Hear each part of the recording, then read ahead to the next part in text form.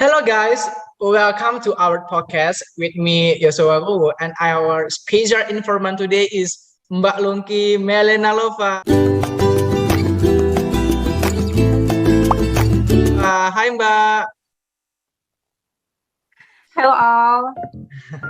Jadi hari ini kita pengen tahu pertama-tama tentang gimana sih kabar kalian, sehat kan mental dan fisiknya, mudah-mudahan begitu.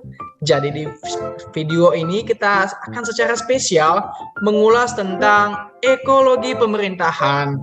Dari fenomenanya, hubungan ekologi dengan pemerintahan, sehingga apa nantinya tentang pemerintahan Rebes Raum, juga tentang ruang lingkup ekologi, dan akhirnya nanti kita dapat untuk mengerti tentang Trigata, Pancagrata, plus pengertian ekologi, pemerintahan, dan hasil akhir dari interaksi keduanya. Nggak lama-lama lagi, let's try. Kita coba ulas dan jelasin satu persatu ya. Oke Mbak, jadi di sini saya ingin bertanya terkait apa pengertian mudah dari ekologi pemerintahan? So, ekologi pemerintahan itu lebih kepada ilmu yang mempelajari tentang bagaimana suatu lingkungan itu mampu berinteraksi dengan pemerintahan sehingga menimbulkan efek timbal balik yang baik antara ekologik dan juga pemerintahan. Kayak gitu, Bang. Oke, paham, aku paham. Lalu Mbak, ada nggak sih kaitan antara ekologi pemerintahan dengan perang Rebes Raum? So, ada dong. Jadi, ekologi pemerintahan sendiri itu kan memiliki kaitan dengan adanya perang Lebensraum. Di mana perang Lebensraum itu merupakan perang untuk memperebutkan ruang dan waktu. Jadi, pada saat ekologi pemerintahan ini muncul, otomatis ekologi itu kan pemerintahan, membutuhkan tempat dan juga membutuhkan waktu untuk memberikan tata kelola pemerintahan yang baik.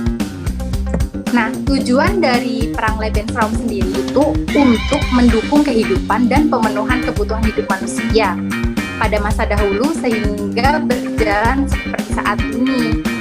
Sedangkan di dalam ekologi pemerintahan itu pasti butuh ruang dan juga interaksi di dalamnya. Kayak gitu nih, Bang. Paham, Mbak. Nah, dari penjelasan Mbak barusan, timbul lagi pertanyaan yang ingin saya ulas lebih dalam lagi. Ini tentang ruang lingkup di dalam ekologi. Apakah Mbak bisa memberitahunya kepada saya dan juga kepada semua pendengar yang lain? Tentu bisa dong, Bias. Jadi di dalam ruang lingkup ekologi pemerintahan itu terdapat 3 poin atau 3 komponen penting. Yang mudahnya, yang pertama itu adanya kajian ekologi pemerintahan yang merupakan perpaduan antara studi pemerintahan dengan studi ekologi. Yang kedua ada bahwa yang mempelajari di dalam ekologi pemerintahan itu merupakan hubungan timbal balik yang seperti saya bicarakan tadi antara pemerintah sebagai organisme hidup dan juga lingkungan sebagai benda yang mati. Poin ketiga, ekologi pemerintahan itu dipelajari agar dapat diperoleh suatu pengetahuan yang benar mengenai komponen yang terlibat di dalam interaksi antar pemerintah dengan lingkungan, proses interaksinya. Wah, pengetahuan yang sangat menarik ya Mbak. Setelah tadi Mbak menjelaskan bahwa ada 3 ruang lingkup. Pertama tadi Mbak bilang tentang kajiannya dan juga dalam itu ada hubungan timbal balik, dan ketiga tadi tentang ekologi itu dipelajari agar dapat pengetahuan mengenai komponen yang terlibat. Dari penjelasan juga Mbak barusan, timbul lagi nih yang ingin saya gali lebih dalam tentang jenis-jenis lingkungan yang ada dalam ekologi pemerintahan. Tolong dijelasin dong Mbak. Kalau masalah lingkungan ini nggak ada habis-habisnya ya. Di dalam pemerintahan luas, pemerintahan eksekutif, yudikatif, dan juga legislatif. Di dalam lingkungan sendiri pun sama. Lingkungan itu memiliki 3 jenis yang dibedakan di dalam studi ekologi pemerintahan yang sering kita dengar mungkin ya selama kita sekolah. Yang pertama itu ada lingkungan internal. Pasti lingkungan internal itu yang bagaimana? Lingkungan berasal dari dalam sendiri. Misalnya itu ada visi misi organisasi. Di dalam suatu organisasi tidak akan berjalan tanpa adanya visi, misi, dan juga tujuan. Yang kedua ada gaya kepemimpinan. Biasanya gaya kepemimpinan kalau umum di Indonesia itu lebih kepada otoriter ya, menyuruh satu pihak seperti itu. Dan yang ketiga itu ada budaya organisasi, di mana budaya organisasi itu kalau kita mengambil contoh sendiri di negara kita, itu budaya organisasi biasanya lebih kepada KKN. Sebenarnya nilai KKN itu sudah tidak diajarkan di dalam negara ini, namun harus kita basmi secara bersama-sama. Yang keempat itu ada perilaku karyawan. Yang kedua, yang lingkungan sering kita dengar itu kebalikan dari internal, otomatis eksternal, yaitu lingkungan yang berasal dari luar. Kita sering mendengar di dalam pendidikan Pancasila, kewarganegaraan itu ada yang namanya IPOLEK Sosbudhankam. Nah, IPOLEK Sosbudhankam plus TIK. Ideologi dan politik, ekonomi, sosial budaya, agama, pertahanan dan keamanan, serta yang terakhir teknologi informasi dan komunikasi.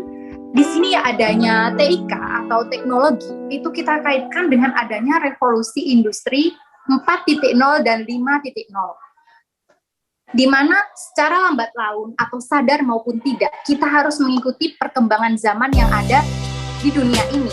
Globalisasi telah masuk, semua perubahan-perubahan dan pola hidup masyarakat dunia maupun masyarakat Indonesia harus dikaitkan dengan adanya teknologi.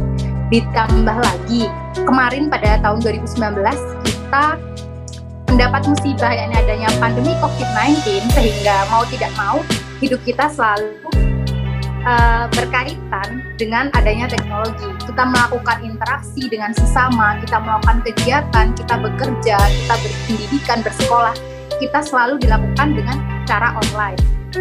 Dan lingkungan yang ketiga ada lingkungan fisik yang sering kita dengar itu namanya 3 gatra atau 3 matra, yaitu ada geografis, demografis, dan juga resource. Saya akan menjelaskan mengenai geografis sendiri. Jadi geografis sendiri itu lebih kepada struktur lingkungan, struktur tanah, struktur batuan, adanya dataran tinggi, dataran rendah, daerah pesisir, serta pantai. Dan yang kedua ada demografis. Kita sering mendengar adanya bonus demografis. Jadi demografis di sini ini memiliki arti yang baik juga buruk. Kalau bonus demografis itu baik karena jumlah penduduk produktif itu otomatis lebih banyak daripada yang non-produktif. Bonus demografis ini apabila dikelola dengan baik, diberdayakan, dimanfaatkan, maka akan menghasilkan sumber daya yang bermanfaat bagi suatu negara. Dan yang ketiga itu ada lingkungan non-fisik. Tadi kita sudah mempelajari lingkungan fisik itu tentang trigatra, dan lingkungan non-fisik itu juga ada 3 komponen. Yang pertama ada filosofi. Negara Indonesia merupakan negara yang kaya ya Bang. Iya Mbak. Kita diselimuti dengan adanya filosofi dan juga benda kenangan dari para leluhur kita. Jadi kan kalau kita merupakan negara dengan bangsa yang tidak akan melupakan sejarah para pahlawannya. Yang kedua ada norma, aturan-aturan. Kita hidup di suatu negara tidak terlepas dari adanya suatu aturan yang mengikat kita, baik secara langsung terikat maupun secara melalui adat istiadat. Yang ketiga ada tata nilai. Tata nilai sendiri ini merupakan suatu aturan yang ditumbuhkan oleh leluhur pada zaman dahulu untuk mengatur masyarakatnya. Nah, aturan tata nilai dengan norma ini sedikit berbeda. Kalau norma itu lebih resmi, kalau tata nilai itu mungkin adat istiadat dan kebiasaan masyarakat. Kayak gitu. Iya, Pak.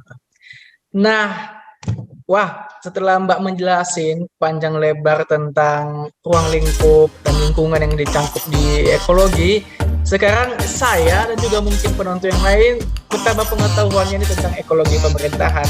Dan di sini saya akan mengambil kesimpulan bahwa dengan adanya interaksi yang baik antara ekologi pemerintahan dengan pemerintahan ekologi akan menghasilkan green governance yang diidam-idamkan oleh seluruh umat manusia. Seperti penjelasan kita jelas yang panjang dan lebar ya Mbak. Mari kita tutup podcast ini hari ini dengan mengucapkan terima kasih banyak buat yang menyempatkan untuk mendengar. Stay safe, stay healthy, and don't forget to happy in your life all. Dan sampai jumpa untuk video-video podcast kami selanjutnya. Bye! Bye, see you!